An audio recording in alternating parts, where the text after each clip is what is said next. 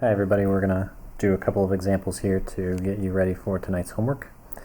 The question we're going to start with, a car is driving along at 10 meters per second.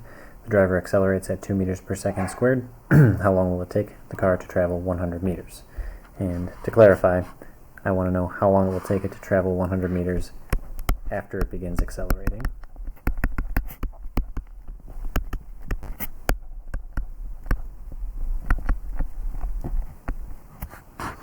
So what variables do we have? We have an initial velocity, we have an acceleration, we're looking for a time, and we have a displacement.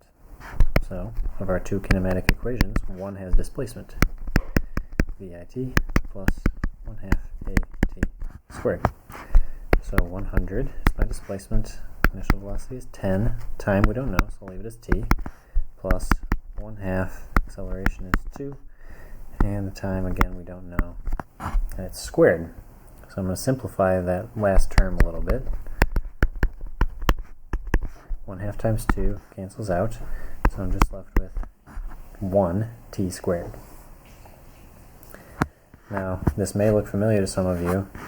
Whenever you have a term that's t squared or x squared along with an x or just a regular t, to solve the question you're going to need to use something called the quadratic equation. And in order to use that equation, we need to set everything up to where all of your variables, everything is on one side of the equal sign. So I'm going to bring the 100 over, and I'm going to list it in order of exponents. So t squared I'm going to write first, then plus 10t, and then 100 came over, so it's now minus 100.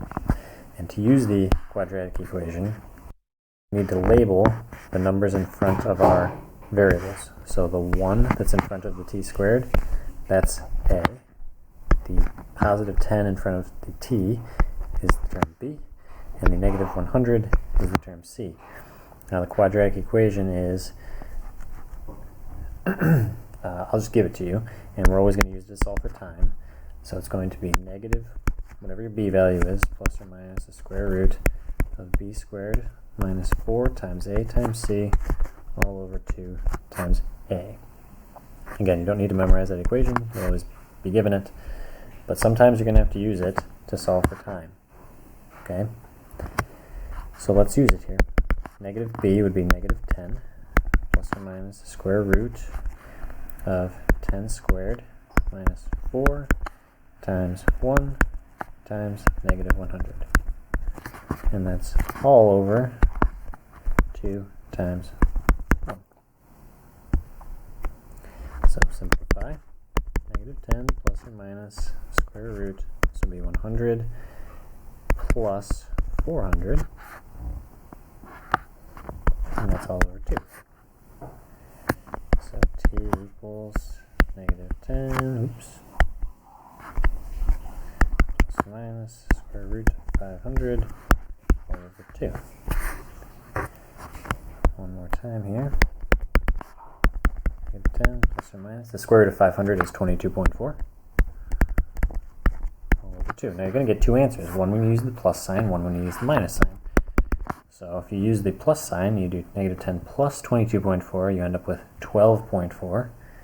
So if you divide that by 2, you get 6.2 seconds. And if you do the minus sign, negative 10 minus 22.4, that would be negative 32.4. Divide that in half, you get negative 16.2 seconds. Now you have to ask yourself, is it going to take the car negative 16.2 seconds for it to travel any distance? No, you can't have a negative time, so that answer is out. And the only answer would be 6.2 seconds. Graphically, if we made a time velocity graph, our car was initially going 10 meters per second at time 0, and it's speeding up, so this line is diagonally going up. And the question just wants to know, when we've gone 100 meters, what's the time? So at some time t, which turned out to be 6.2 seconds, that's when the area of this graph equaled 100 meters. Okay, next example. a car slows from 20 meters per second down to 5 meters per second in 3 seconds. So the driver is braking. How far did the car travel in the middle second? So not during the first second, not during the last second, in the middle one. So this is between seconds 1 and 2.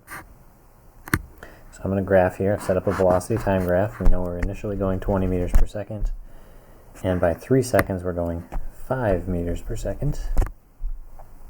We're going to connect these with a straight line. Now, I know that I need to connect these 2 points, so if I find the slope between them, it's a slope of -5. So if I go down 5 over 1 second, I can put a dot. Down 5 over 1 second, I can put a dot. Down 5 over 1 second, I got my last point. Just so it makes it a little bit easier to make our graph. Now, to figure out how far the car traveled using this graph to our advantage is that how far is really displacement, which is the area. So if we find the area between seconds 1 and 2, we get our answer. So I'm going to highlight that, or shade it in, I should say.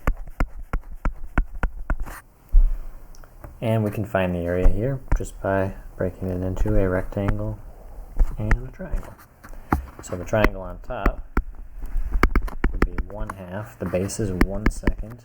The height goes from 10 to 15, so that's 5. And the rectangle below has a base of 1 second and a height of 10 meters per second. So that gives us an area of 2.5 plus 10. So 12.5 meters is the answer. Now I'm going to show you another way you could also answer this question. To find out how far the car goes between seconds 1 and 2, what you could do is find the displacement after 1 second and the displacement after 2 seconds. And whatever the difference between them is how far they went between them. So, for example, delta x equals VI is 20, t would be 1 second for this problem, plus 1/2. Our acceleration is the slope of our velocity time graph. So the acceleration is -5 because it goes down 5 over 1. So -5 times 1 squared. This ends up giving you 20 minus 2.5. So the displacement for the first second is 17.5 meters. Same thing, but using 2 seconds. 20 times 2, 1/2, -5 times 2 squared. This gives you 40 minus 10.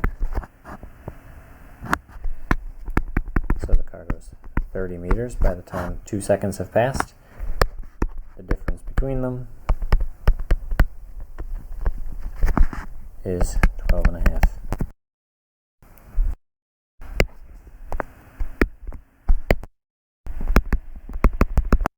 Should help you with number 6.